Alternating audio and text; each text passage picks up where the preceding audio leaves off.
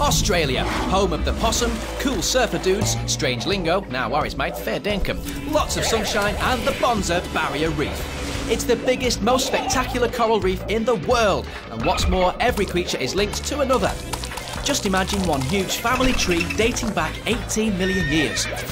From the minuscule to the mammoth to the miraculous, they're all connected in Barney's Barrier Reef.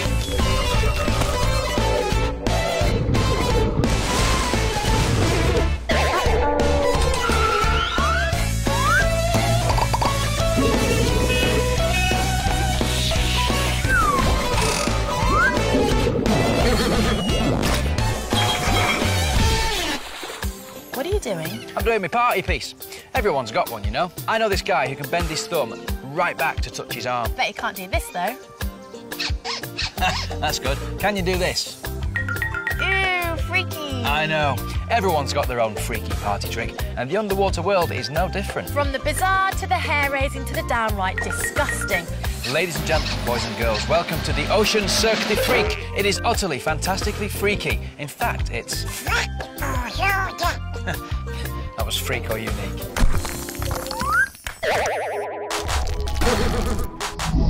Oh, well, hello, Mr. Spiky. Is this where all the boy bands get their hairstyling inspiration?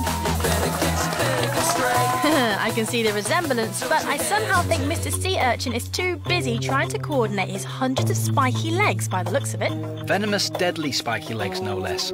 They have little holes around their bottoms, which suck up water into their tube feet. Imagine loads of long balloons filled with water and then having to walk on them. That's how they move around.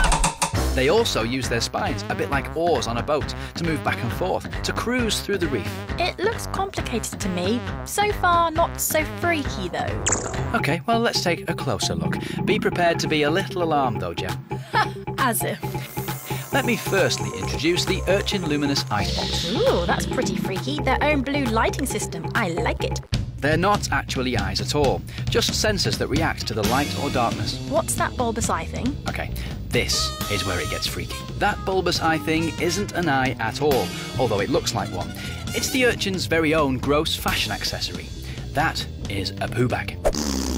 Ew, OK, let me get this straight. That bag is full of the urchin's poo, and he carries it around with him. Yeah, because his bottom is so close to his water pumping system, to avoid, well, sucking up poo, he keeps it separate in this little bag, which he can then release away from his water supply. Now, you'd think that most creatures would want to hide something like that, but the sea urchin carries it around with pride. Yeah! And surrounds it by flashing blue lights. Freaky and disgusting. Next! Ew, this is freak ugly. Hey, it's my old pal, the sea cucumber.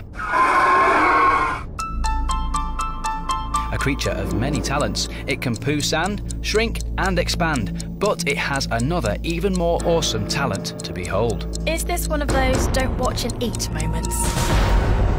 Ah, yeah, possibly. And for his next trick, he will spew copious amounts of sticky white gunge. Dare I ask where that's coming from? His bum. Naturally, nothing would surprise me with the sea spewcumber. Now, those sticky white threads are called Cuvarian tubules. They're stored in the cucumber. You mean spew cucumber? Stop it, it was bad enough the first time. They're stored in the cucumber's bottom as a defence mechanism. So when he's scared or angry, he releases his very own silly string? Yeah, extremely sticky and smelly string that would entangle their predators and allow the cucumber to escape. Cool. If only we could do that.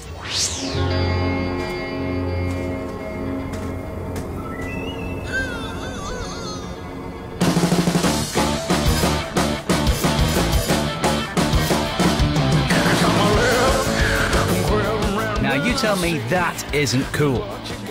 OK, I admit, although it looks disgusting, to be able to spray silly string to distract predators is kind of awesome. Now, can we move on?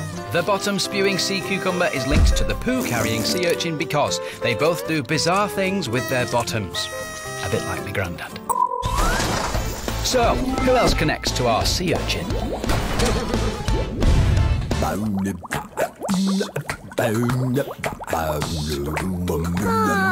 a little pufferfish, just minding my own business. I look so sweet and innocent, don't I? Now, leave me alone. No, I mean it. Really, go away, because you won't like me when I'm angry. Seriously, you really won't. Like me when I'm angry. Roar! Oh, see what you've made me do. I warned you, didn't I? I am now a big spiky ball in a bad mood. And welcome to the reef's weirdest, most ludicrous example of self-defense, the pufferfish. Puffer by name, puffed up by nature. Whatever. It's an amazing party trick. How does he do it? Well, a pufferfish can blow itself up to 3 times its size by sucking in water. So they go from little sweet and innocent eye-fluttering fish to spiky, big-eyed, scary fish in seconds. But only when they're really, really angry. It's cool though. Imagine if we could do that. Well, it can be arranged without the angry bit, thankfully. They come in all sorts of different sizes, from our dog-faced puffer to our black-blotched puffer to the star pufferfish. They can also be a little bad-tempered when they're blown up. They've been known to bite off divers' fingers who've got too close, and they don't get eaten much themselves. Their alarming appearance and shape makes them too much of a mouthful for even the most adventurous predator.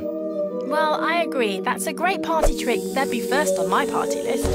And they're linked to the sea urchins because they both suck up water, one to move and one to puff up to scare predators. Is it a fish? Is it a newt? Or is it a dragonfish? You're looking at the gurnard, or the flying gurnard to be precise. That's amazing. Uh-huh. I'm loving his wing action, but when's he going to take off? Well, they don't actually fly. They crawl along the seafloor with their folded arm fans, and then, when they become scared, they open their wings. It's the gurnard's way of saying, "See, I'm bigger than you thought, aren't I?" That's so cool.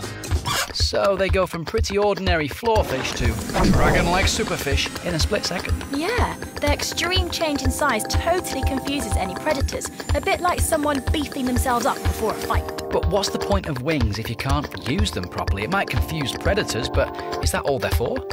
Well, their wings also help them to glide smoothly across the ocean floor, away from danger. Oh, so they kind of hang glide on the floor. Yeah, it's odd they actually can't use their wings to fly, but they have another weird trait. The name gurnard comes from the French word grogner, which means to grunt, and they sound a little something like this. Yeah, it doesn't sound as scary as he looks, though.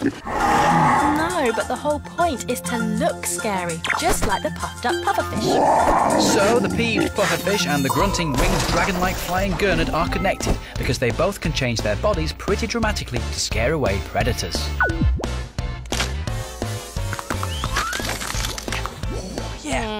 Well, these sea creatures certainly have some amazing party tricks, which I think are a lot better than yours. Whatever. It's time for a reef cap. Our freaky connection started at sea urchins and took us to flying gurnards. Our first awesome freak is the sea urchin. Not sure their poo bag will catch on though, although I must say it's pretty unique. Unique or freak? Check out the sea cucumber. Oh, spew cucumber. I know, they have their very own version of sticky silly string to ward off enemies. What a bizarre method of self-defense. I mean, imagine being able to blow yourself up like a pufferfish. Yeah, surely they look just too weird for any animal to want to eat them. Oh, a bit like the flying gurnard, who actually can't fly, but spreads his dragon-like wings to look fierce and freaky. A bit like you.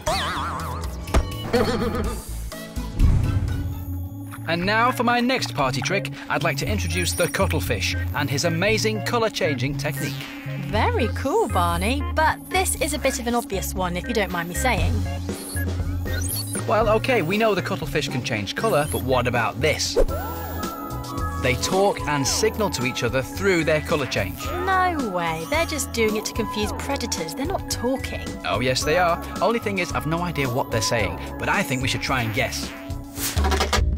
Think I might wear pink this evening. No, on second thoughts, I think white is safer. You looking at me? Who are you calling Spotty? I've changed my mind. White is definitely the way forward.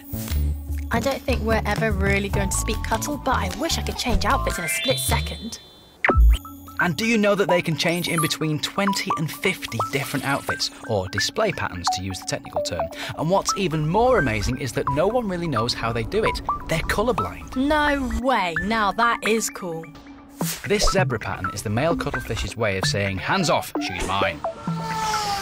Now that would be a handy device. And they can put on these amazing body pattern displays, which kind of hypnotises their prey or camouflages them. So it's like, look into my spots and swirls, you're under, and now my dinner. They can also suddenly display a false eye to confuse their prey or predators. Is there anything these guys can't do? They can't play football. Moving on. Told you, this is the party trick to end all party tricks. Unless, of course, you have something better, Jem. Haven't I always? But first, the flying gurnard and cuttlefish both put on dramatic displays to communicate. The gurnard to make himself look much tougher, and the cuttlefish to flirt, attack and chat to each other. So they are connected by their over-the-top show-off displays.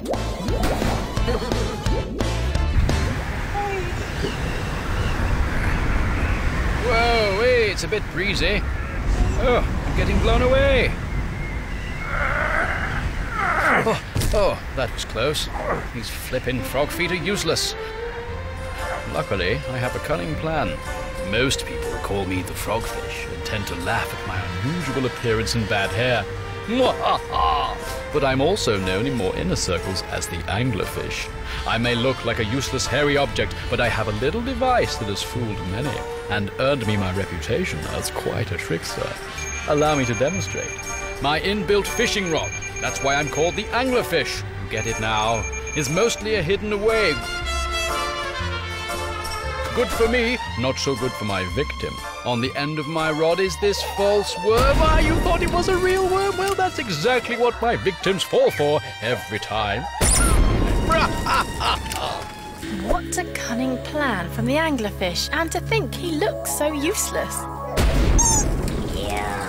Oh, he's awesome, all right. A pretty cunning fella. In fact, he's up there with the cunning cuttlefish. So the cuttlefish is linked to the anglerfish because they use their appearance to fool others. Ah, pretty rainbow worm. You're looking at the bobbit worm, but don't be fooled by his rainbow coat. God, look at him go. Hang on.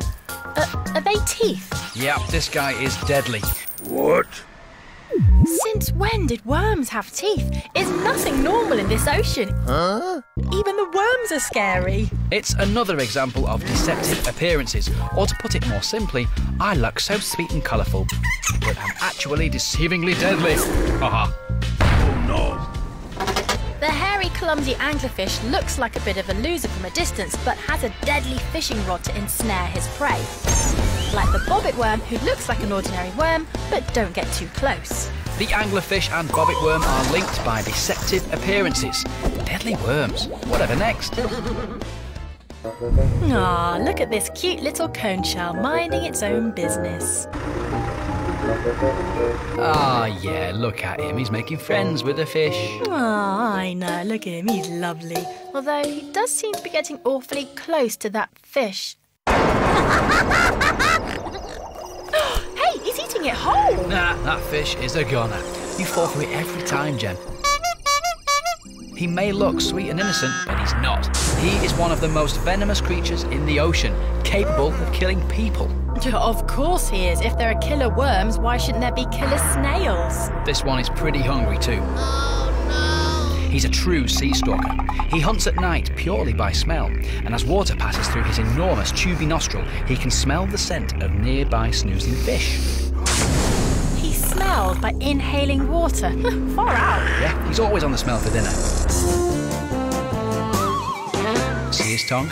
Well, on the end there's a tooth, but no ordinary tooth. That is a barbed tooth that stabs its prey. Ooh, that's pretty deadly.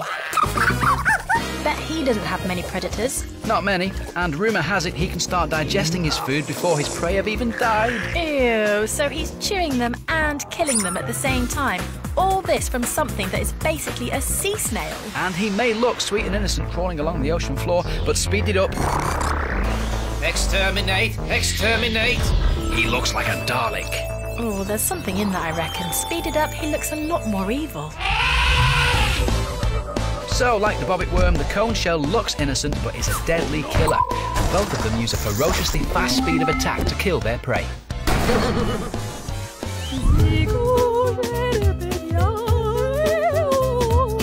Oh, where is everyone? Hello? I wonder if it was my singing.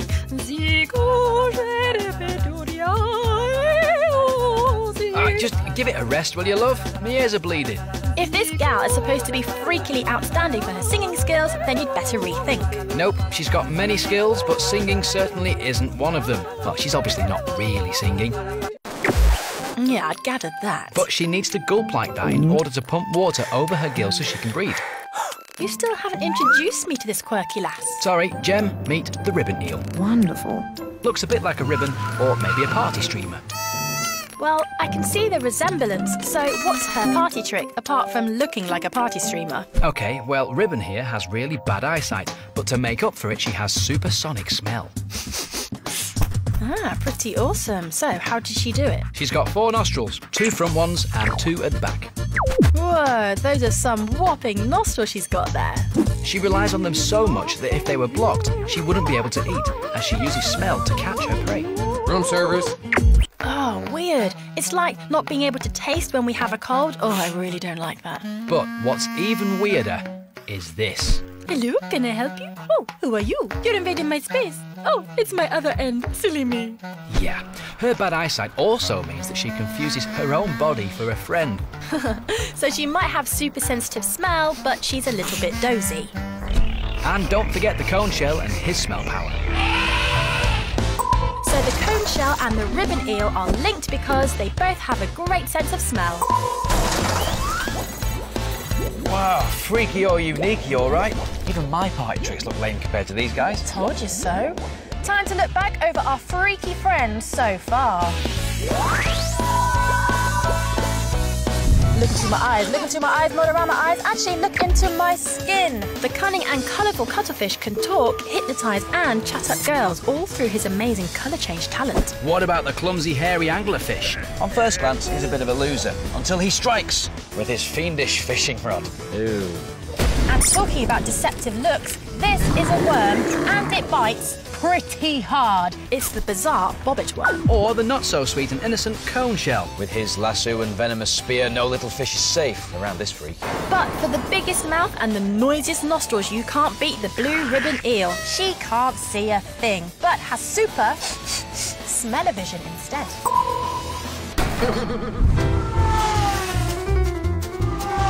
Oh, cool sharks. They're always awesome in my book. But what on earth are they doing? These are not just any old sharks. I'll give you a clue. Ah, that's easy. They are hammerheads. They have to have the most bizarre head shape in the reef.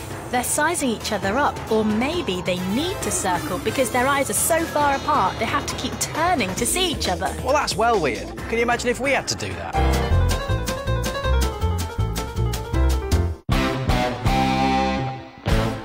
They may have the most ludicrous head shape in the ocean, but I don't think you'll hear them complaining, as it comes complete with 6 super senses. With their extra strong smell, they can detect 1 drop of blood in 1,000,000 drops of water. Remind me never to go in the water with a nosebleed. They have amazing hearing. All the better to hear their prey, no doubt.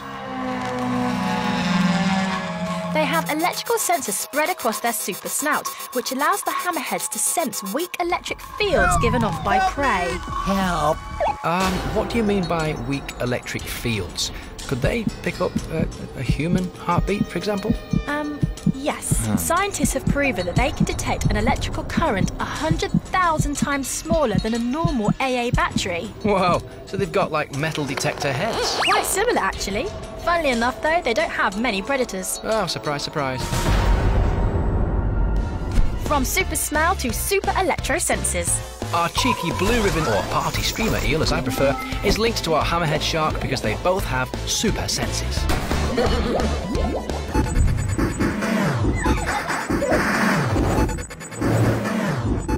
Wow, quite a display going on here. Schools of fish are amazing, aren't they?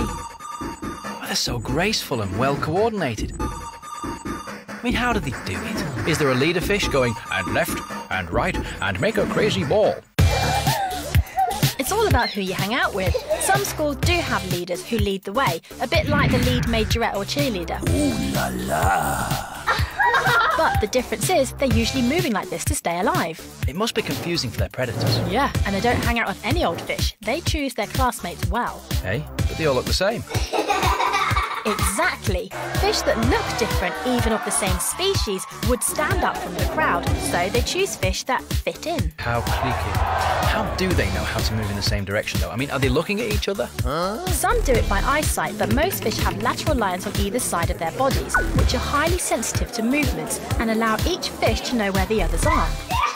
Their lateral line is like a sixth sense, which links them directly to our hammerheads. But our big-headed sharks also have another unusual connection. Now, this is freaky.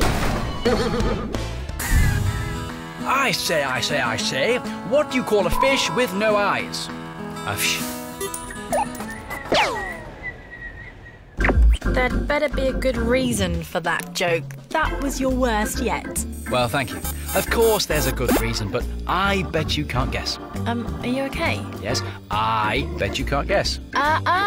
Freaky eyes. Now, why I had to endure a string of bad jokes, I just don't know. So, what are we looking at? I can't wait. Meet the flounder. Wake up, mate, we're talking about it. As I was saying, one eye, two eyes. But don't most fish have two eyes? What's the big deal? Well, imagine if suddenly, as you started growing, one eye started to move to the other side of your head. Ew, I think I was an extra on Doctor Who. Well, this is exactly what happens to our flounders. They're born with eyes on each side of their face, but as they grow older, one eye moves until both eyes sit together on the same side of their head. Now that is amazing, but why? Well, as you may have noticed, they're rather flat fish. You're telling me that one looks like he's been stood on. Sorry. Well, they live on the ocean floor, and their bodies have cleverly adapted to this, even to the point where their eyes move. So this eye thing certainly stops them floundering around. Oh no! Like the hammerhead, the flounder's eyes are weirdly spaced out to enable them to adapt very cleverly to their surroundings. So the connection is odd eyes.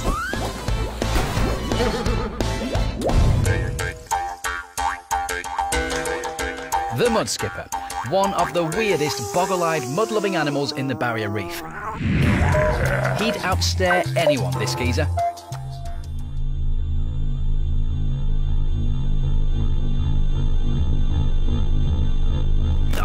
Oh, okay. You win, mud skipper. What's even weirder is that when they do decide to move, they're super quick. Hey, where's it gone? Yep, they're very weird. Like statues 1 minute and gone the next. In fact, they're multi-talented. They can jump, skip, walk and climb. And on land, they use their fins to move about in little hops. Or skips, like their name. So are they fish or froggy type things? Well, they're fish, but they've adapted to being on land. In fact, some of them spend almost all of their time living on land, returning to water just to fill up storage gills so they can breathe. Ah, so they carry around their own little oxygen water tanks. Cool. What on earth are they doing now, and what's with the tail? Ah, yes, they're flirting. The males try and out-jump each other and raise up their dorsal fins at the same time. So it's the mud skipper's way of saying, look at me, hey, look at me, look at me. What? Yeah, it's funny, they don't look the romantic type. Oh, cheer up, mate, it might never happen. The flounder and mad mud skipper have both adapted their eyesight to live in their surroundings. So, super eyes connect the flounder and mud skipper.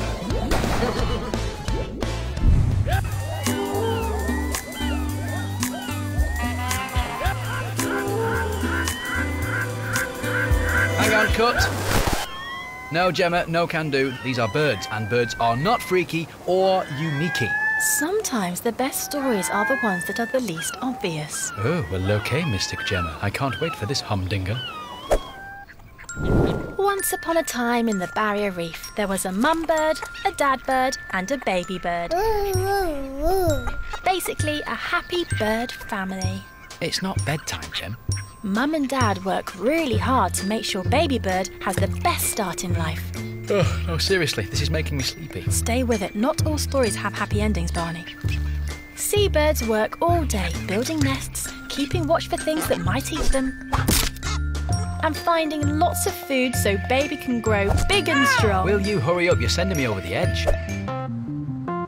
So the mums and dads will do anything to make sure baby bird is happy, including the most disgusting feeding method ever heard of. Okay, now I'm interested. They find food, eat it, but store it in their gullet. That's like the sac area in the bird's stomach. And when baby bird is ready to eat, they basically, stand by, I'm ready. regurgitate their food into their mouths, which the babies then eat. Whoa! Gross-arama.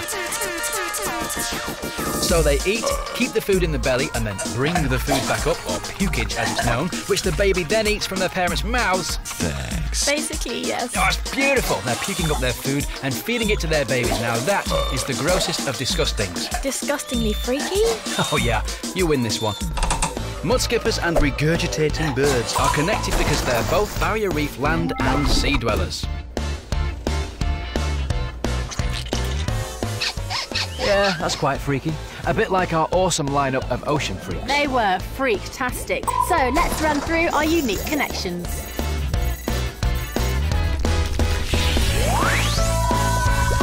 One accessory that won't be on the catwalks this year is the sea urchin's poo bag. It looks like an eye. Ew! And while we're talking bottoms, what a form of defence this geezer has, shooting sticky silly string from his bum. Not scary, but it is gross. Moving away from the grossness for a second, the pufferfish has the coolest party trick in the ocean. From this to this in seconds. Now who would want to eat him now? Like the flying gurnard. He can't fly, but he can do an impression of a dragon. Rawr. What about the amazing outfit-changing, colour-talking cuttlefish? He can float with one side of his face and argue with the other. Or the deceptively clever anglerfish. Looks ludicrous, but has a cunning plan that involves his own inbuilt fishing rod. From a distance, a bright, colourful, cute worm. Up close, he's got teeth that can bite through a finger. Talking of deceptive appearances, what about this cone shell? He's got a spearing tooth and deadly venom. Pretty awesome, but what about the not-so-tuneful ribbon eel? With her 4 nostrils, she's got an amazing sense of smell. For senses extraordinaire, look no further than the freaky hammerhead shark, with a head like a supersonic metal detector. They call it a 6th sense. These sensational schools of fish have it too, but you'd better look the part if you want to be in their gang. I spy with my normal eyes the flounder and his freaky migrating eye. Now that is one party trick I'd like to try. Talking of eyes, the mud skipper can outstare anyone, even Barney. Oh, okay. Now, your bedtime story didn't convince me at first, but vomiting into a baby's mouth, that is weird. Not for the babies, it's not. Yeah, but that's gross. No! What a lineup though, eh? These ocean wonders have got party tricks for any occasion. What are you doing? Oh, hi. I'm sending the party invites out, for my next party. I'm going to invite the ocean lot. Well, you can't have a party without them. They're tricktastic.